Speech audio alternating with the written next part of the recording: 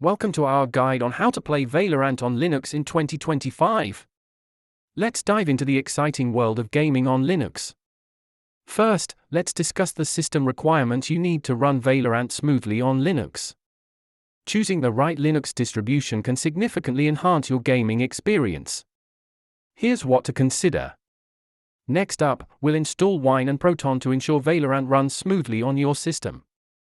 Now, let's set up the right client and walk through the Valorant installation steps. To get the most out of your gaming experience, configuring your graphics settings is crucial. Here's how to do it.